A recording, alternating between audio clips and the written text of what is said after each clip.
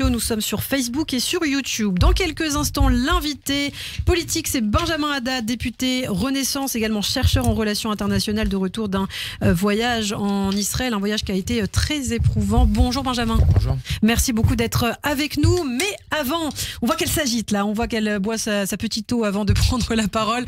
Annabelle Nakache est avec nous. Bonjour Annabelle. Bonjour à tous. Eh bien écoutez, je pense que désormais on va appeler cette chronique la chronique Humotion, à mi-chemin entre humour et émotion. Aujourd'hui, j'aimerais donc faire le point sur ce qui se passe. Allez, c'est parti. On va parler de la visite du roi Charles à Versailles, des punaises de lit. Oh non, désolé, excusez-moi, j'ai rêvé qu'on était 2 semaines avant et qu'on pouvait encore faire rire sur des sujets plus légers en se foutant gentiment de la gueule d'Hidalgo, de Macron et des grèves de la SNCF. Bon, du coup, pour faire le point, on va commencer par point mort. Je sais pas vous, mais moi en ce moment, je me sens flagada, dis donc. Ces derniers jours, j'ai plus trop le cœur à regarder Le Meilleur Pâtissier ou L'amour est dans le pré. Vu ce qui se passe dans le monde, mon intérêt pour le croustillant, le fondant et le croquant de la tarte tatin de Martine et le rapprochement entre Thierry l'éleveur de vaches laitières avec Josiane a autant d'intérêt pour moi qu'une entrecôte pour un vegan. Mon état d'esprit à l'heure actuelle, c'est overdose. Pas de drogue, le pire truc que j'ai fumé dans ma vie, c'est du saumon. Non. Overdose d'informations. Ah ça y est, j'arrive à saturation là d'entendre des conneries. Parce que maintenant les conneries, elles sont pas que dans ta télé ou dans la rue. Non, aujourd'hui les conneries, avec les réseaux, elles se baladent sur toi, dans ta poche, sur ton téléphone, dans tes commentaires, c'est épuisant.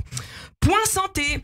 Du coup, si vous voulez vous déconnecter un peu de tout ça, si vous avez envie de vous changer les idées, de vous relaxer, moi je vous propose une activité cocooning au top, hyper tendance. Les cours sont blindés tellement ça cartonne depuis 10 jours. Après le yoga, la zumba, la bachata, essayez le Krav Maga. Personnellement, j'ai pris mon premier cours hier, alors je vous préviens, l'activité est totalement incompatible avec un brushing. Par contre, qu'est-ce que ça fait du bien les gars, je vous conseille de vous y mettre. Si vous voulez vous charger en confiance et en force pour affronter la vie merveilleuse qui nous attend tous. Alors après le cours, t'as l'impression d'être Liam Neeson dans Taken, ou alors tous les Expendables à toi tout seul. Bon alors clairement tu l'es pas, mais au moins ça te donne l'œil du tigre et qu'est-ce que ça fait du bien. Et conseil, si jamais quelqu'un t'agresse, la seule chose qui peut te sauver, c'est que ton ennemi ait plus peur de toi que toi de lui. Point info, édition spéciale. Ce matin à 6h30, les Indiens d'Amérique sont allés massacrer 15 000 Américains pour dénoncer la politique de colonisation des États-Unis. Ils réclament aux Irlandais et aux Hollandais de retourner chez eux. Bon évidemment c'est faux ce que je vous raconte les amis, et j'embrasse tous les Indiens d'Amérique au passage qui n'ont absolument rien fait. Ça a l'air absurde ce que je vous dis là, non? Vous avez pas un peu l'impression que c'est le même genre d'argument qu'on nous sort pour justifier les massacres en Israël? Et pourtant ça choque personne. Et la différence c'est que les Juifs eux ont toujours été présents dans la région. Par contre le Hamas et leurs sympathisants n'ont jamais voulu que les Juifs reviennent sur leur terre ancestrale biblique. Et comme c'est bizarre. Ah le Hamas, dont la tête du parti est dirigée depuis des palaces au Qatar. Bah dis donc, pour des résistants ils ont pas beaucoup de courage, Ouais, ils ont pas beaucoup de courage. Pour info, à ceux qui parlent d'apartheid en Israël, pour votre gouverne, il y a 2 millions d'Arabes qui habitent en Israël en liberté, soit 21% de la population. C'est plus que la proportion en France.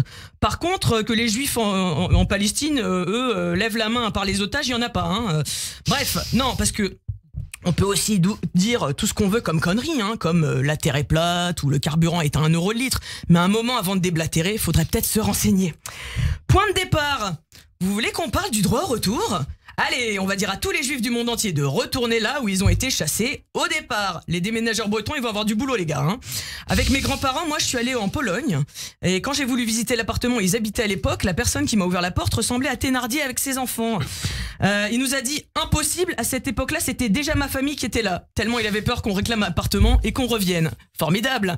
Par ailleurs, de l'autre côté de ma famille, lors du pogrom de Constantine en 1934, mon arrière-grand-père miraculé a dû laisser sa boutique et sa maison. Qu'est-ce qu'on fait du coup? On réclame tous notre dû en Pologne, en Algérie ou alors en Israël puisque c'est de là qu'on vient à la base. Incroyable. Point d'interrogation. J'ai plusieurs questions qui m'arrivent comme ça là depuis hier. Alors petit 1. Est-ce qu'on va devoir s'excuser longtemps d'avoir été massacré parce que là ça commence un peu à nous titiller comme un laxatif pour ne pas dire autre chose? Petit 2. Est-ce que quand c'est le djihad islamique qui tire une roquette sur un hôpital, c'est à Israël de s'expliquer et est-ce qu'il faut dire pardon aussi pour les 416 autres missiles du Hamas qui sont tombés sur Gaza? Petit 3, est-ce qu'ils ont fait exprès ou pas de toucher un hôpital et est-ce qu'il existe un manuel comment tirer une roquette pour les nuls?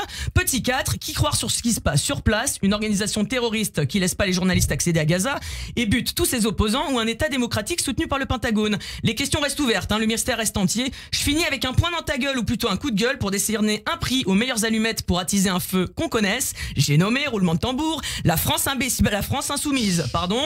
Alors la LFI se dit antisioniste. Et ben moi c'est marrant, ce matin je me dis anti-petite bite.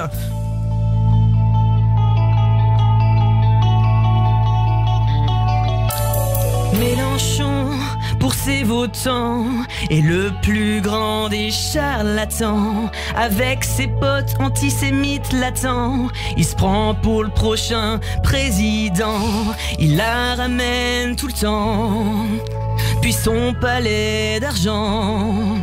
Panot qui ne sait pas dire terroriste, et Obono qui parle de résistant. Et Bompard, écrivent l'histoire. Oh, qui se barre. Ça nous redonnerait de l'espoir. Alors pour finir, le meilleur service qu'ils pourraient nous rendre à tous, c'est qu'ils ferment juste bien leur gueule. Un point, c'est tout. Allez, en attendant que le monde aille mieux, on peut toujours rêver. Alors moi, je vous souhaite une bonne journée. Merci beaucoup, Annabelle Nakache. Toujours une prise de parole très forte sur Radio J. On vous retrouve mardi prochain sur cette antenne. Radio J.